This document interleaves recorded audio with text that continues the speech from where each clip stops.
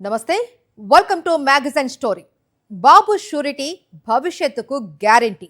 ఎన్నికల ముందు అరచేతిలో వైకుంఠం చూపిస్తూ చంద్రబాబు ఇచ్చిన నయవంచక స్లోగన్ మరి అధికారంలోకి వచ్చిన తర్వాత ఏమైంది? ఇచ్చిన మాట మీద నిలబడే అలవాలు ఎలాగూ లేదు కాబట్టి ఆ స్లోగన్ని బాబు షూరిటీ ఆటవిక పాలనకి గ్యారెంటీగా మార్చేశారు. ఆంధ్రప్రదేశ్లో ప్రజాస్వామ్య స్ఫూర్తికి పాతర వేయడానికి చిత్తశుద్ధితో పనిచేస్తున్న చంద్రబాబు ప్రభుత్వం రోజుకొక అరాచకంతో చెలరేగిపోతుంది. పౌర హక్కులు, భావ ప్రకటన స్వేచ్ఛ లాంటివి భారతదేశంలో ఎక్కడైనా చెల్లుతాయి. కానీ ఆంధ్రప్రదేశ్లో మాత్రం వాటి ప్రస్తావన తేవడానికి కూడా వీల్లేదు. ప్రజలు, ప్రతిపక్షం, సోషల్ మీడియా వాళ్ళు వీళ్ళు అని లేదు. రెడ్ బుక్ అరాచకాలకు ప్రశ్నిస్తే చాలు, ఇక అంతే సంగతులు. రాజ్యాంగం ప్రసాదించిన హక్కులను మింగేస్తూ వికటాట్టహాసం చేస్తున్న చంద్రబాబు ప్రభుత్వం ఇంతకు మించిన అరాచకాలకు రెడీ అవుతుంది. ప్రశ్నించే వాళ్ల గొంతు నొక్కేయడానికి స్పెషల్ టాస్క్ ఫోర్స్ ఏర్పాటు చేస్తారట.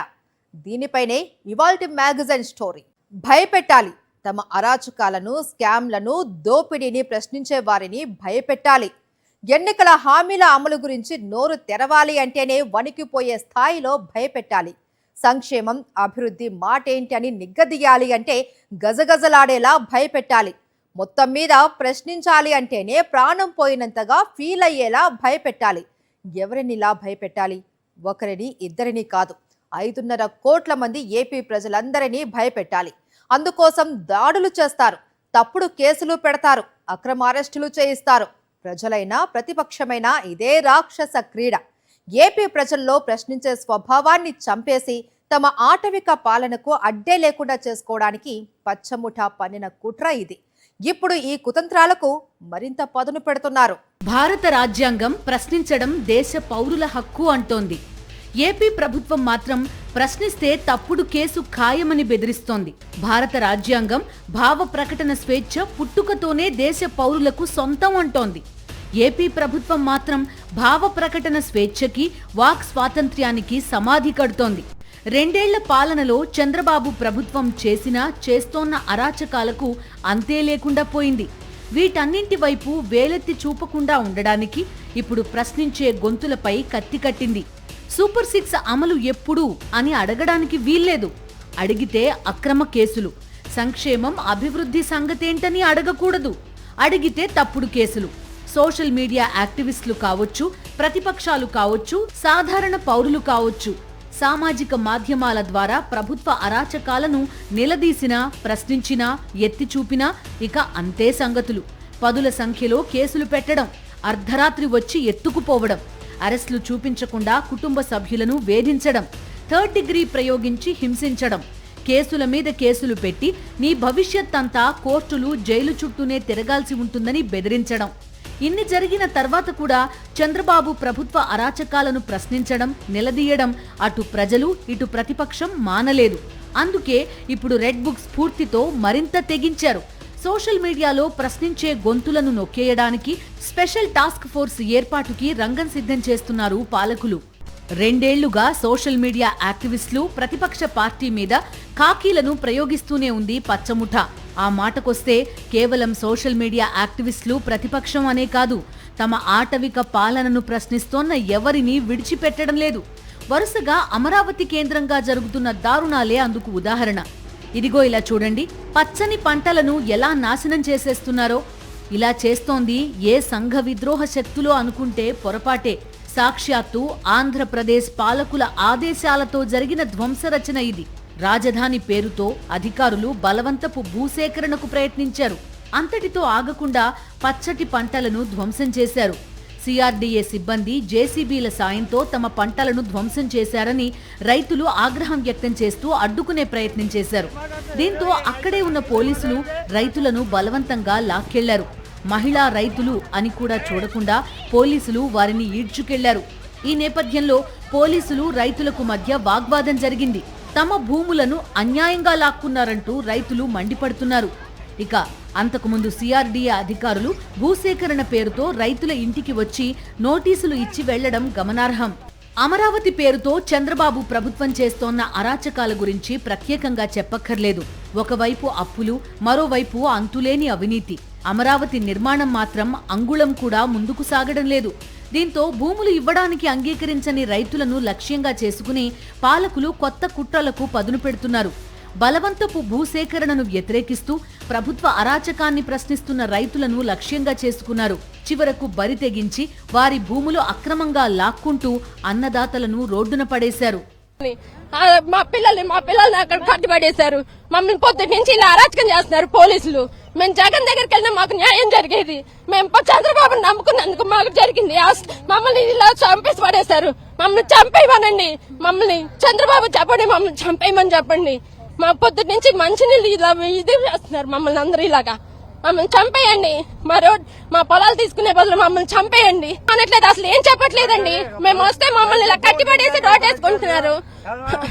ఇలా కట్టిపడేసి మమ్మల్ని, మా అబ్బాయిని అక్కడ కట్టిపడేశారు. మమ్మల్ని ఇలా కట్టిపడేసి రోడ్లు వేసుకుంటున్నారు. ఈ ప్రభుత్వం ఇలాగైతే ఎలాగండి? అసలు చంద్రబాబు చూడండి మమ్మల్ని ఏ రకంగా చేశాడో. ముందు మాట్లాడమంటే ఒక్క మాట మాట్లాడలేదు. మాకు ఎవరు చెప్పలేదు. ఆ చిన్ని కృష్ణ గారిని మీటింగ్ కి రమ్మంటారు, ఏమి చెప్పరు. ఇప్పుడు చూడండి మమ్మల్ని ఏ రకంగా రోడ్లు వేసుకుంటున్నారు. మమ్మల్ని కట్టిపడేసి రోడ్లు వేసుకుంటున్నారు. మా సవాల్ మీద వేసుకోమనండి.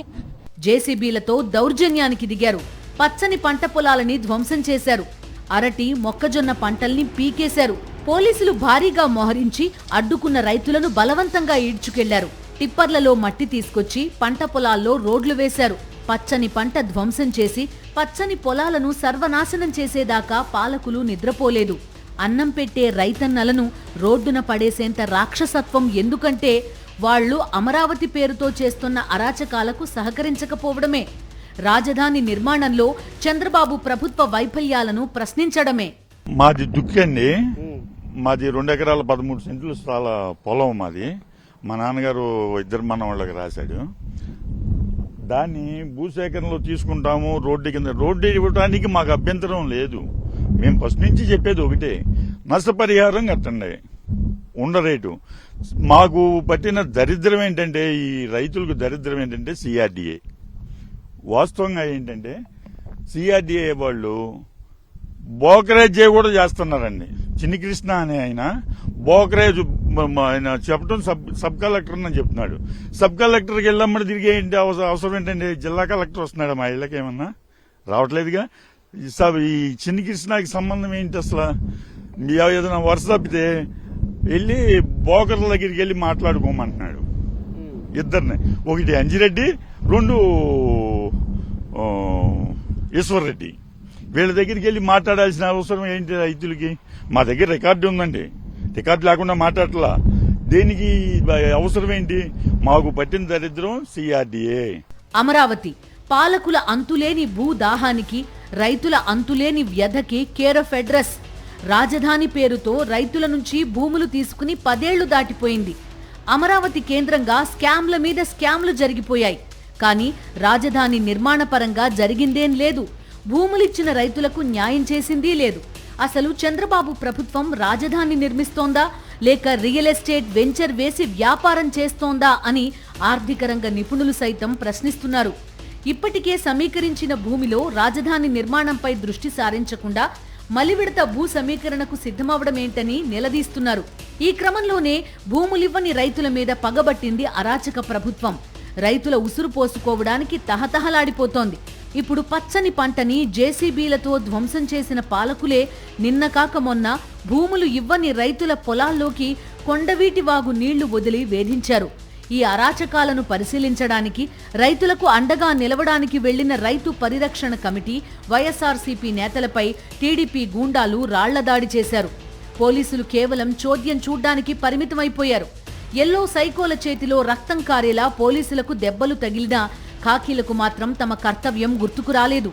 ఇంకా దారుణమైన విషయం ఏంటంటే, టీడీపీ గూండాల రాళ్లదాడిలో గాయపడ్డ బాధితుల మీదే ఎదురు కేసులు పెట్టారు. ఇంత అరాచకంగా వ్యవహరించడానికి కారణం ఒక్కటే, తమను ఎవరూ ప్రశ్నించడానికి వీల్లేదు. తమ ఆటవిక పాలన వైపు ఎవరూ వేలెత్తి చూపడానికి వీల్లేదు. 2 ఏళ్లుగా చంద్రబాబు ప్రభుత్వం నిస్సిగ్గుగా ప్రశ్నించే గొంతులను నొక్కేస్తూనే ఉంది. భావ ప్రకటన స్వేచ్ఛ గొంతుపై కత్తి కడుతూనే ఉంది. ఇప్పుడు సోషల్ మీడియా యాక్టివిస్టులపై మరింత పైశాచికత్వాన్ని ప్రదర్శిస్తూ కొత్త కుట్రలు పన్నుతోంది. రాచరిక పాలనలో అన్నింటికన్నా పెద్ద నేరం ఏంటి?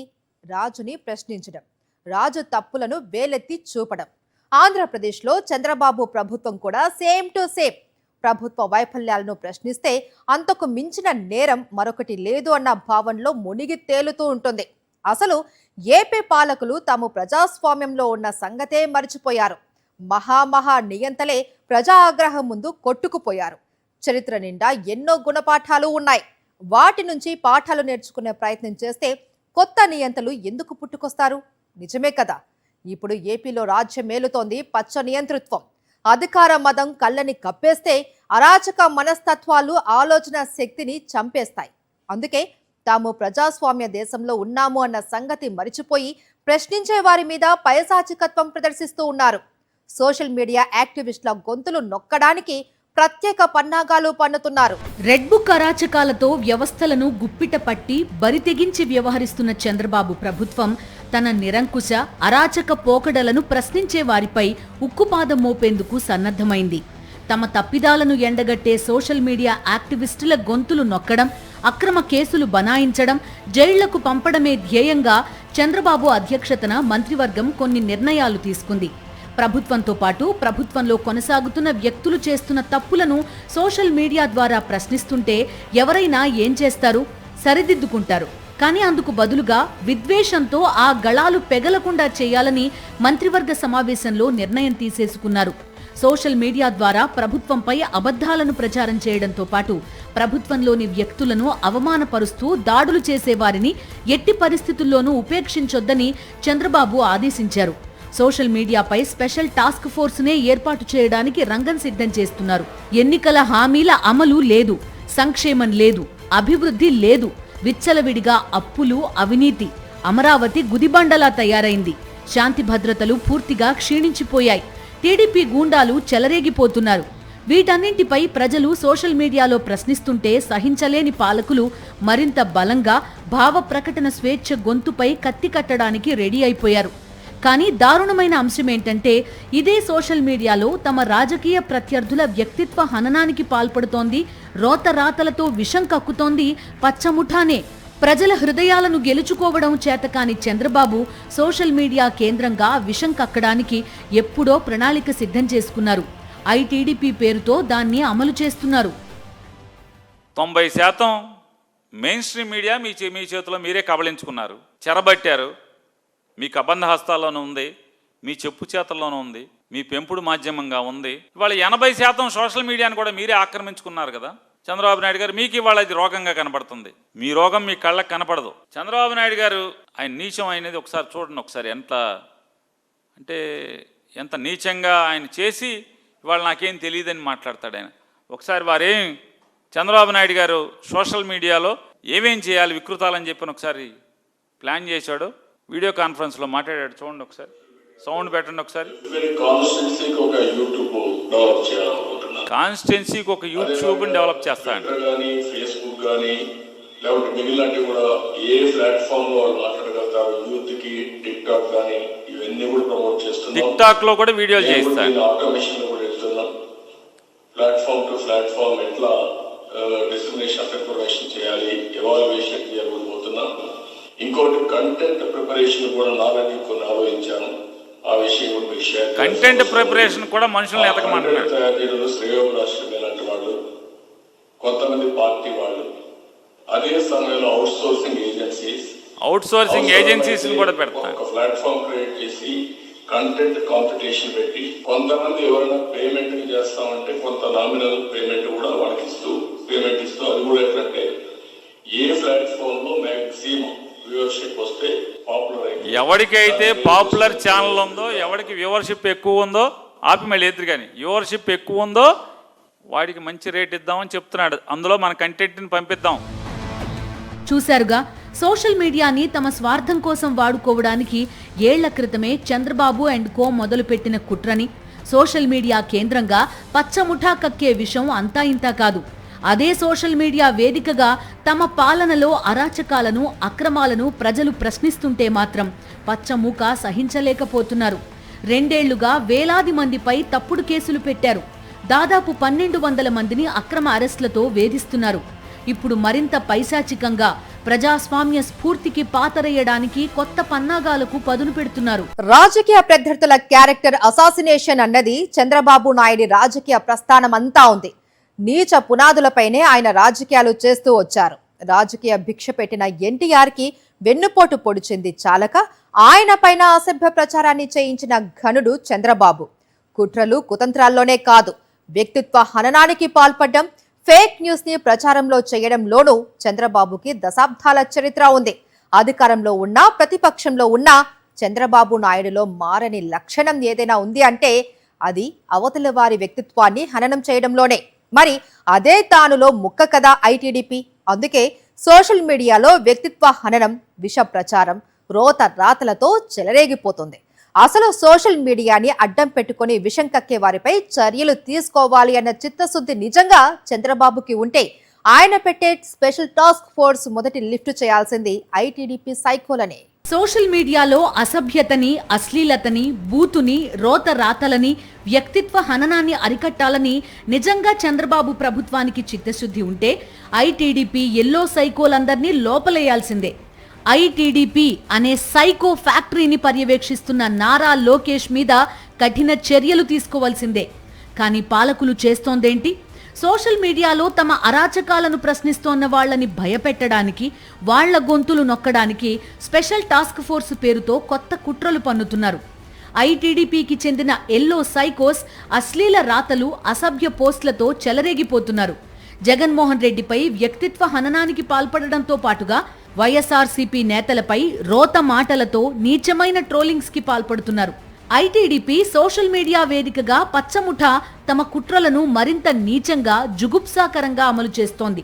కారణం ఐటీడీపీ ఎల్లో సైకోస్ కి దిశానిర్దేశం చేస్తోంది లోకేష్ కాబట్టి. తెనాలికి చెందిన గీతాంజలి నవ్వింది. ఊరికే నవ్వి ఊరుకోలేదు. గుండెల నిండా ఉన్న సంతోషాన్ని బాహాటంగా వ్యక్తం చేసింది. ఆ సంతోషంలో నాటి జగన్మోహన్ రెడ్డి ప్రభుత్వాన్ని పొగిడింది. నా పేరు మీద నాకు ఇల్లొచ్చింది, నా జీవితకాలపు కల నెరవేరింది అంటూ మురిసిపోయింది. అదే ఆమె పాలిట శాపమైంది. గీతాంజలి ఎక్కడ ఉంటారు? తెనాలినే. ఎలా అనిపిస్తుంది ఈ రోజు? ఏంటది అసలు మీ చేతిలో? సార్ నా ఓన్ హౌస్, నా డ్రీమ్ సార్ ఫుల్ఫిల్ అయిపోయింది ఈ రోజు. ఎవరి పేరు మీద వచ్చింది? నా పేరు మీదే సార్, గీతాంజలి. ఎస్, అందుకే నా ఓన్ హౌస్, నా డ్రీమ్ అని చెప్తున్నాను నేను క్లియర్ గా. I felt really so happy sir. నేను అసలు ఎక్స్పెక్ట్ చేయలేదు, స్టేజ్ మీద తీసుకుంటానని అసలు అనుకోలేదు. ఇల్లు వచ్చిన సంతోషాన్ని పంచుకున్న పాపానికే ఎల్లో సైకోలు ఆమె మీద పగబట్టారు. గీతాంజలిని సోషల్ మీడియాలో ట్రోల్ చేయడం మొదలు పెట్టేశారు. అసభ్యకరమైన కామెంట్స్ పెట్టారు. చాలా వెకిలిగా, మకిలిగా రోత రాతలు రాసుకుపోయారు. ఒకదాని తర్వాత ఒకటిగా ఈ పోస్టుల దాడి జరుగుతూనే ఉండడంతో గీతాంజలి తట్టుకోలేకపోయింది. ఆమె చిన్ని గుండె ఈ బాధను మొయ్యలేకపోయింది. ఆమె కళ్లలో ఉన్న కన్నీళ్లన్నీ ఆవిరైపోయాయి. బతుకు మీద విరక్తి పుట్టేలా టీడీపీ, జనసేనలు రాక్షస రాతలతో వెంటాడి వేటాడి వేధించడంతో చివరికి ఆత్మహత్యకు పాల్పడింది. ప్రభుత్వ బడిలో చదివే పిల్లలు అనర్గళంగా ఇంగ్లీష్లో మాట్లాడడం దేశంలో ఎక్కడైనా ఉందా? భారతదేశంలోని ప్రభుత్వ పాఠశాలల్లోని విద్యార్థులు అనర్గళంగా ఇంగ్లీష్ మాట్లాడడమా? ఇది అసాధ్యమని 2019కి ముందు ఎవరైనా గట్టిగా చెప్పేవాళ్లు. కానీ జగన్మోహన్ రెడ్డి ఏపీ విద్యారంగంలో తెచ్చిన సంస్కరణలు స్వతంత్ర భారతదేశంలో జరగని అద్భుతాన్ని ఆవిష్కరించాయి. From 10th class ZPHS Bandipudi. Today I want to tell the importance of LIP Language Improvement Program. Frankly speaking, the learning standards, reading and writing abilities of every student abnormally decreased during this pandemic. ప్రభుత్వ బడిలో చదివే ఓ బాలిక అనర్గళంగా ఇంగ్లీష్లో మాట్లాడడం దేశవ్యాప్తంగా social మీడియాలో viral అయింది. ఏపీలోని ప్రభుత్వ బడుల్లో సంస్కరణలను నాడు అందరూ మెచ్చుకుంటే టీడీపీ కుళ్ళిపోయింది. వెంటనే ఐటీడీపీ రంగంలోకి దిగింది. చిన్న చిన్న పిల్లలు, నిరుపేద పిల్లలు అన్న జాలి, దయ కూడా లేకుండా వారిని ట్రోల్ చేయడం మొదలుపెట్టారు పచ్చమూక. బెండపూడి స్కూల్ మీద, ఇంగ్లీష్లో మాట్లాడిన స్టూడెంట్స్ మీద ఎన్నెన్ని ట్రోల్స్ అని. తాము చేసిన తప్పేంటో తెలియక ఆ పసి మనసులు ఆత్మన్యూనతా భావంతో, అవమాన భారంతో కుంగిపోయాయి. ఇలా చెప్పుకుంటూ పోతే సోషల్ మీడియా కేంద్రంగా ఎల్లో సైకోలు చేసిన అరాచకాలు అన్నీ ఇన్ని కావు. చంద్రబాబు మళ్లీ అధికారంలోకి వచ్చాక లోకేష్ పర్యవేక్షణలో ఐటీడీపీ మరింత విశృంఖలత్వాన్ని ప్రదర్శిస్తోంది. వికృతమైన భాషతో, దిగజారుడు వ్యాఖ్యలతో, బరితెగించిన భావజాలంతో కన్నూ మిన్నూ కానకుండా వ్యవహరిస్తోంది. సోషల్ మీడియాలో ఇన్ని దారుణాలు చేస్తూ మరోవైపు తమ పాలనను ప్రశ్నిస్తున్న సోషల్ మీడియా యాక్టివిస్టులను అణచివేయడానికి కొత్త కుట్రలు పన్నుతోంది పచ్చముఠా. ఇది వాల్టి మ్యాగజైన్ స్టోరీ. మరో ఇంట్రెస్టింగ్ టాపిక్ తో మళ్ళీ కలుద్దాం. అంతవరకు స్టే ట్యూన్ టు సాక్షి. మరిన్ని అప్డేట్స్ కోసం ఛానల్ ను సబ్స్క్రైబ్ చేయండి. నోటిఫికేషన్స్ కోసం బెల్ ఐకాన్ పై క్లిక్ చేయండి.